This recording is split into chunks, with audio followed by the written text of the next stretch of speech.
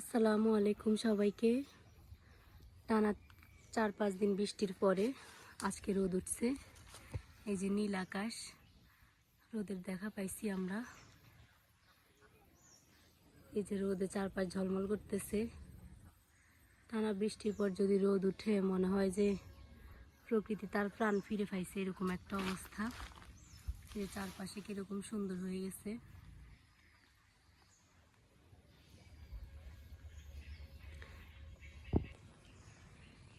এই যে খালি জমিগুলো দেখতে পাচ্ছেন, এখান থেকে কিন্তু পানি শুকিয়ে যাওয়ার পরে শীত আসার আগে আগে সবজি চাষ করা হবে।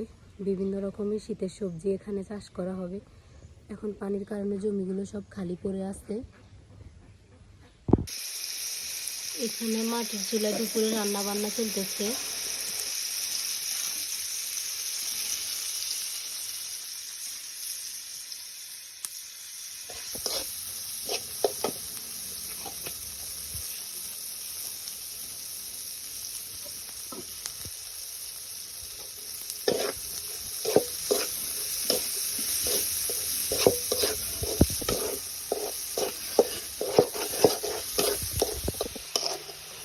এখানে কচুর মুখী রান্না করার জন্য মাছের মাথাটাকে আগে থেকে কষিয়ে নিচ্ছে।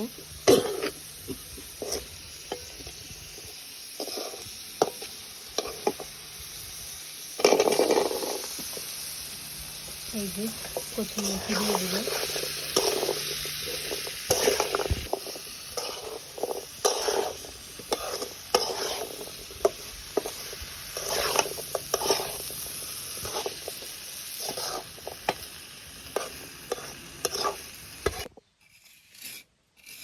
এখানে মাটির চুলা বানানো হচ্ছে। বন্যার কারণে চুলাগুলো নষ্ট হয়ে গেছে। বন্যার পানি উঠে চুলার মধ্যে পানি ঢুকে গেছে, এরপর চুলা ভেঙে গেছে।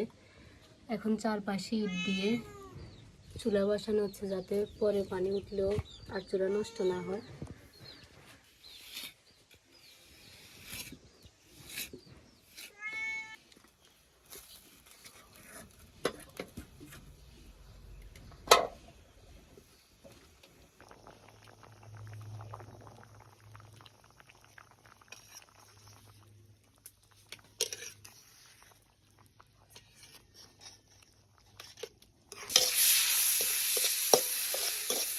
এখন এই কড়াইটাতে আমরা কচুরলতি রান্না করব।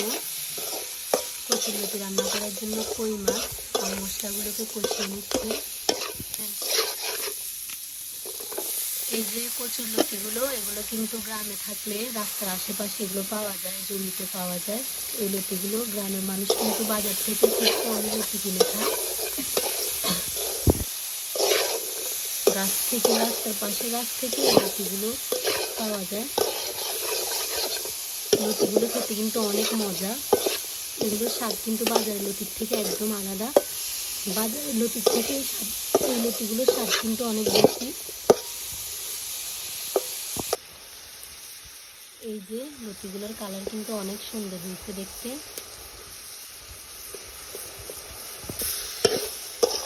লতিগুলোকে কিছুক্ষণ কষিয়ে নেবেন। আবার দেখবেন যে এইসব লতিতে কিন্তু গলা চুলকায়। হালকা টক দেওয়ার চেষ্টা করবেন, যে কোনো টক কোনো কিছু না দিলেও চলবে। ভালো করে কষিয়ে নিলে কিন্তু আর গলা ধরে না, গলা চুলকায় না।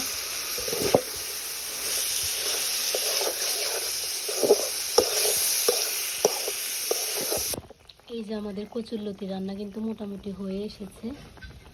আপনারা চাইলে কিন্তু এই লতিগুলোকে চিংড়ি মাছ অথবা ইলিশ মাছ, যে কোনো মাছ দিয়ে রান্না করে খেতে পারেন।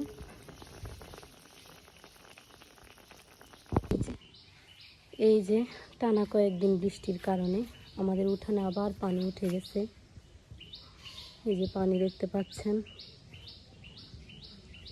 আজকে রোদ উঠেছে, কয়েকদিন রোদ হলে পানিগুলো আবার শুকিয়ে যাবে হয়তো। কিন্তু এভাবে যদি আবার বৃষ্টি হতে থাকে তাহলে আবার পানি উঠে যাবে।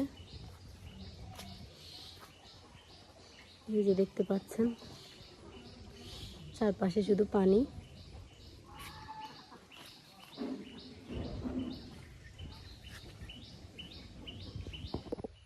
এই যে আমাদের পুচির বাবুগুলো মোড়ার মধ্যে ঘুমাচ্ছে। ওরা মোড়ার মধ্যে কিন্তু উঠেই ঘুমায়। এই যে রাতের বেলায় কিন্তু আমাদের সাথে ঘুমায়।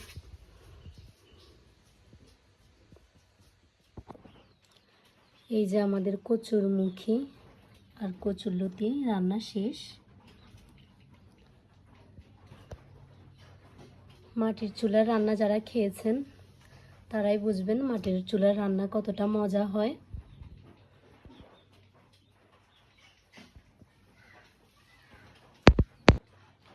ধোয়া ওঠা মাটির চুলার রান্নার স্বাদই কিন্তু আলাদা, এবং এটার কালারও কিন্তু অনেক সুন্দর হয়।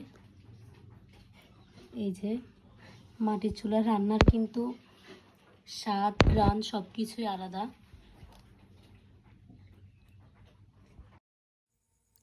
ধন্যবাদ সবাইকে আমাদের ভিডিওটি দেখার জন্য। ভিডিওটি ভালো লাগলে লাইক কমেন্ট শেয়ার করে দিবেন, আর চ্যানেলে যারা নতুন তারা চ্যানেলটিকে অবশ্যই সাবস্ক্রাইব করে দিবেন।